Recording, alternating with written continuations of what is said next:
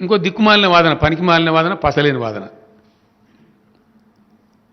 పూర్తి అసంబద్ధమైన వాదన. ఎంత దరిద్రంగా ఉంటుందంటే 2014లో చాలా స్పష్టంగా మేము మా రాష్ట్ర ఎగ్జిక్యూటివ్ కూర్చున్నాం, నిర్ణయం తీసుకున్నాం.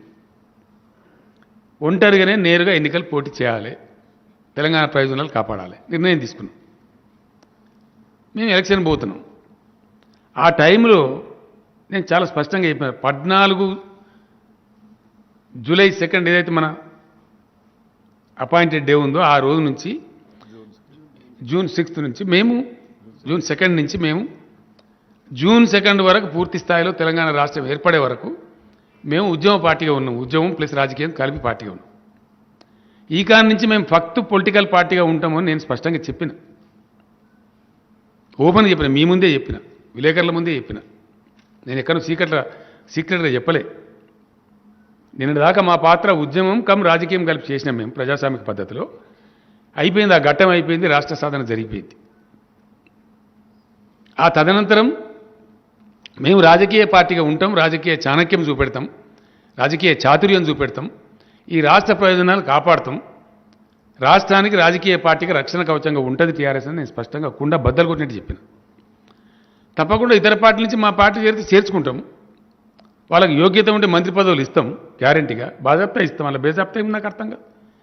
నీ క్యాబినెట్లో ఎందరు ఉద్యమకారులే ఉంటారా? మొత్తం సమపాలనలో ఉంటారు, అన్ని పాలనలో ఉంటారు. ఉద్యమకారులకు కూడా కొన్ని అవకాశాలు వస్తుంటాయి అప్పుడప్పుడు, సమయ సందర్భాన్ని బట్టి, వాళ్ళ శక్తియుక్తులను బట్టి. ఇతర పార్టీ నుంచి కొద్దిగా పెద్దవాళ్ళు సీనియర్స్ వస్తే తప్పకుండా తీసుకుంటాం, వాళ్ళ సేవలు వినియోగించుకుంటాం తెలంగాణ కోసం. ఎందుకు వినియోగించుకోమండి? ఇదో దిక్కుమాలిన లాజిక్. మరి నిన్నగాక మొన్న మధ్యప్రదేశ్లో మీరు జ్యోతిరాదిత్య సింధియా అనే వ్యక్తిని తీసుకున్నప్పుడు కేంద్ర క్యాబినెట్లో ఎందుకు పెట్టుకున్నారు? పవిత్రంగానే ఉండాలి. ఎందుకు పెట్టుకున్నారు జ్యోతిరాదిత్య సింధియా అని చెప్పు, సమాధానం చెప్పు. ఆయన ఏమైనా RSS, BJP, Congress party working president కూడా ఉండే, మరి ఆయన వర్కింగ్ కమిటీ మెంబర్ కూడా ఉండే. ఎందుకు పెట్టుకున్నారు? అంటే మనం చేస్తే సంసారం, ఇతరులు చేస్తే వ్యభిచారమా?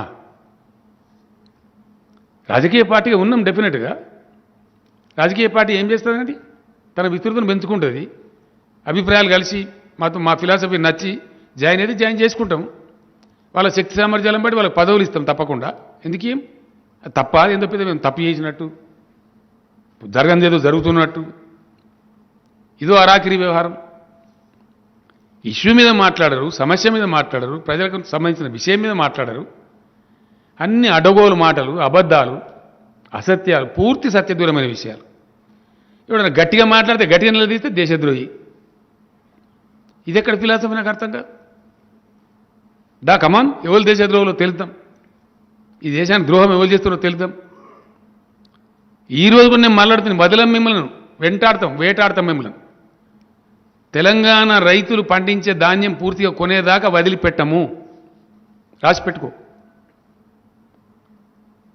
మేము కొనము అంటే మీరు చెప్పు పాలసీ, రైతులు నిర్ణయించుకుంటారు మీకు ఓటే అన్న వద్దని.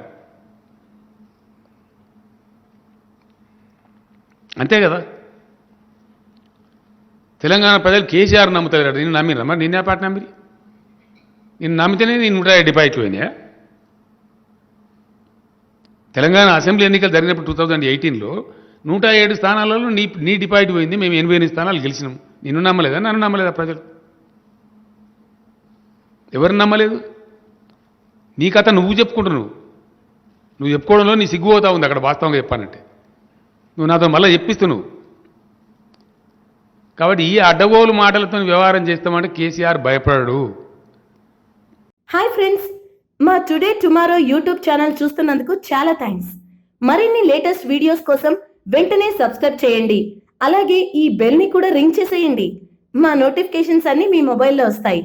అలాగే మా వీడియోస్ మీకు నచ్చితే లైక్ చేయండి, షేర్ చేయండి, నచ్చకపోతే కామెంట్ చేయండి.